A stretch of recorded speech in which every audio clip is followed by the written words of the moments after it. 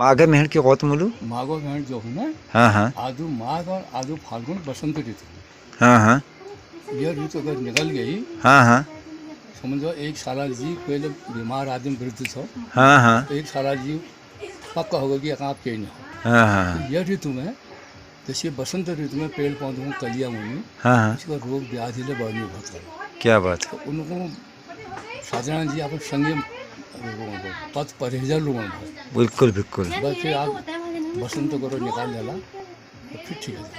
बहुत थोड़ा बढ़िया। कष्ट कर देखो एक फागुन निकाल रहा एक साल पक्का हुआ। हाँ बहुत बड़ी जानकारी जदुला बुजुर्ग सी पहली बती यसी अनुभव दी जानी आज पत्ते ना ये विचार काहूँ हरानी काहूँ लगी ने मतलब आजकल वो समझना में नहीं उन्होंने लोगों को कि सोच छुका भी।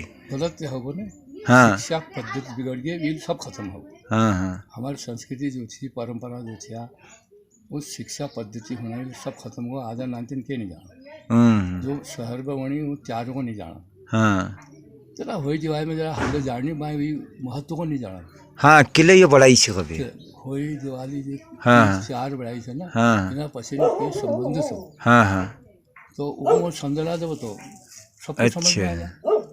ऋतु से संबंध है, स्वास्थ्य से संबंध है, चलो चलो खेती बाड़ी के संबंध से, हाँ एक एक चीज के। के साथ साथ इन्होंने कुछ और भी अनुभव मेरे संग से साझा किए। एक डायबिटीज़ के बारे में बताया उन्होंने कि डायबिटीज़ जिनको होता है हम सभी जानते हैं कि इंसुलिन बनना बंद हो जाता है।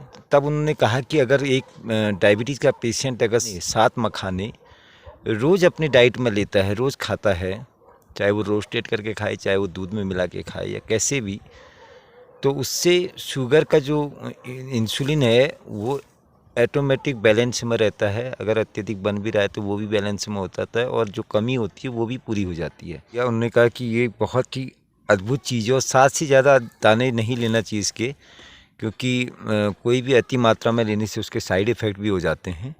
तो ये अनुभव भी उनका, क्योंकि उन्होंने कहा कि इसमें फाइबर की मात्रा होती है, प्रोटीन मात्रा में होती है, तो इससे भूख का भी जो अत्यधिक जो भूख लगती है उसको भी ये मेंटेन रखता है, उसकी भी भरपाई कर देता है और पाचन में भी और पाचन क्षमता को दुरुस्त रखने में भी मखाने का बड़ा अच्छा उपयोग है। तो ये उनके अनुभव थे।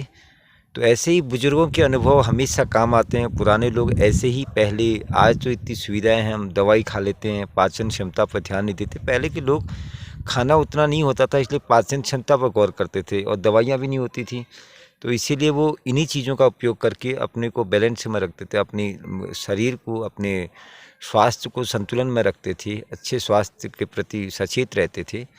तो हमें पुराने लोगों के इन अनुभवों से कुछ न कुछ सीखना चाहिए और नई पीढ़ी को उनके प्रति कृतज्ञ होकर कि समाज उपयोगी अनुभव हैं उनको सीखने और उनको बांटने और उनको औरों के साथ शेयर करने का प्रयास करना चाहिए। बहुत बहुत धन्यवाद उपाध्याय जी का और धन्यवाद ऐसे ही बुजुर्ग जो जिनके पास अच्छे अच्छे अनुभव हैं और उनको वो हम जैसे लोगों से साझा करते हैं। इसके लिए बहुत बहुत धन्यवाद।